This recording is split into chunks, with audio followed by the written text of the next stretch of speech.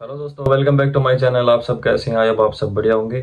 आज की वीडियो में बात करने वाले हैं वीज़ा रिफ्यूजल के बारे में और सीजनल, नॉन सीजनल और डोमेस्टिक पेपर कहाँ कहाँ से निकल रहे हैं, इनकी भी कुछ अपना बातचीत करेंगे और एक दो कमेंट भी रीड करेंगे। उससे पहले आपसे रिक्वेस्ट है कि आप अपने हमारे चैनल को सब्सक्राइब कर लें ताकि आपके पास इटली से according legal information time to time पहुँचती रहे। सबसे पहले बात करते हैं अपन वीज़ा रिफ्यूजल के बारे में। जब आपकी वीज़ा रिजेक्ट हो जाती है, भाई घबरा जाते हैं कि अपना तो वीज़ा रिजेक्ट हो गया, अपनी मेहनत खराब होगी। तो ऐसा कुछ नहीं भाई। उसके अंदर वीज़ा लेटर जो होता है वो आता है, उसके अंदर वो आपको चेक करना किस वजह से अपना वीज़ा रिजेक्ट हुआ है। अपने मालिक से, एजेंट से संपर्क करना है, किस वजह से आपका रिजेक्ट हुआ था उसका करेक्शन करवाना है। और आप 2 महीने का टाइम होता है आपके पास, उसमें आप दोबारा से अप्लाई करके अपना वीज़ा लगवा सकते। करवाएं आप करेक्शन करके, बाद में अप्लाई करें, नहीं तो फिर कोई फ़ायदा नहीं, दोबारा से कैंसिल हो जाएगा।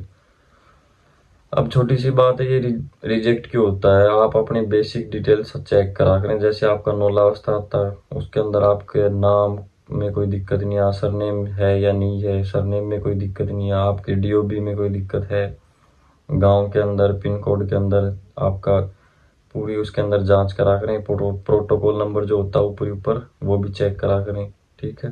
ये अपने जितने आपके हाथ में है बेसिक, वो आप चेक किए करा करें कि किन इन कारणों से आपका वीज़ा रिजेक्ट ना हो। फिर आपका इंश्योरेंस और डमी टिकट वगैरह, इंश्योरेंस आप 1 साल का तो बनवा ही लिया करें, ठीक है।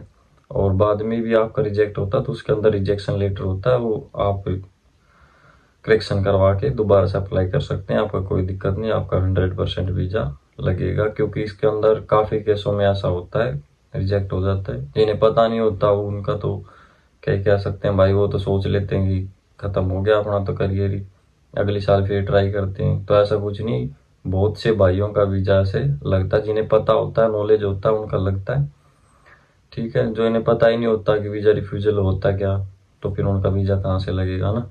तो आप बिल्कुल करवा सकते हैं। 2 महीने का टाइम होता है आपके पास, करेक्शन करवा के मालिक से, एजेंट से या आपका मित्र वगैरह जो भी हैं उनसे, आप जिनसे आप डॉक्यूमेंट भरवाए थे उनसे बातचीत करके आप करेक्शन करवाएं। करेक्शन करवा के 2 महीने का टाइम आपके पास, दोबारा अप्लाई करें, आपका 100% वीज़ा लगेगा, कोई दिक्कत नहीं है। उसके बाद बात कर लेते हैं सीजन, नॉन सीजनल और डोमेस्टिक वाले पेपर कहाँ कहाँ से निकल रहे हैं। तो ये सीजन वाले भाई, जिन्होंने सीजन वाले डॉक्यूमेंट्स हैं, ठीक है, एग्रीकल्चर वाले, इनसे मैं कहना चाहूँगा कि आपके चांस भाई साहब अब बहुत कम है। 30% चांस है, वो भी रोमा से जिनके डॉक्यूमेंट्स लग रहे हैं, लिच्ची से लग रहे हैं या नापोली से। इधर एग्रीकल्चर का काम ज़्यादा है, खेती बाड़ी का। तो यहाँ से 30% इस मंथ लिखने जो लिख सकते हैं, बाद में कोई चांस नहीं लिखने के, ठीक है। तो ज़्यादा वेट करना आपके लिए सही नहीं है। यदि हाँ फ्यूचर में यदि दोबारा से फ्लूसी लिखड़ती है, इनकी जुलाई की बात है, यदि लिखड़ती है तो अपडेट कर देंगे आपको, ठीक है। नहीं लिखड़ती है तो भी आपको अपडेट कर देंगे। और नॉन सीजनल वाले हैं उनके बारे में कुछ मैं बता देता हूँ कहाँ कहाँ से पेपर लिख रहे हैं। एक अपने अमन भाई साहब हैं, ये 9:01:15 पादवा से इनके डॉक्यूमेंट्स लिख रहे हैं। 9:02:16 लेच्ची से लिख रहे हैं। 9:02:18 ये भी लेच्ची से लिख रहे हैं। सुदन 9:02:18 ये भी लीचे से लिख रहे हैं, मतलब लीचे से डॉक्यूमेंट्स लिखने स्टार्ट हो रहे हैं। और नापोली से एक भाई के लिख रहे जरूर हैं, मगर उनका अपने को टाइमिंग पता नहीं है। जैसे ही उनका से बातचीत होंगी अपनी, अपडेट आपको जरूर कर देंगे। तो ये इतने ही अपने पास 2-4 भाइयों के डॉक्यूमेंट्स लिख रहे हैं, मैंने आपको बता दिए, ठीक है। एक भाई की कमेंट है कि 9 मंथ वाले पेपर थे भाई के चंडीगढ़ से, और 20 मार्च को भाई की अपॉइंटमेंट थी, और 20 मार्च के बाद अभी तक मालिक के पास मेल नहीं गई भाई की। तो भाई को कम से कम 2 महीने का टाइम होने को आ रहा है। तो भाई मेरे हिसाब से मालिक के पास मेल 100% चली गई होगी। जो नौलावस्था के ऊपर जो मेल दे रखे उसके ऊपर मेल आती है अपने एम्बेसी से। तो आप अपने मालिक से चेक करवाएं कि मेल आई या नहीं आई, आप उनके संपर्क में रहें। मेरे हिसाब से मेल इतना टाइम नहीं लेती, 20 से 25 दिन का टाइम होता है, उसके अंदर अंदर आपकी मेल आती है।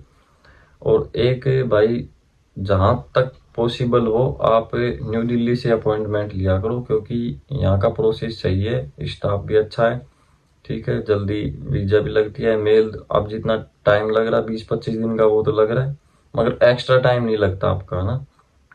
तो जहां तक आपसे पॉसिबल हो न्यू दिल्ली से लिया करो अपॉइंटमेंट।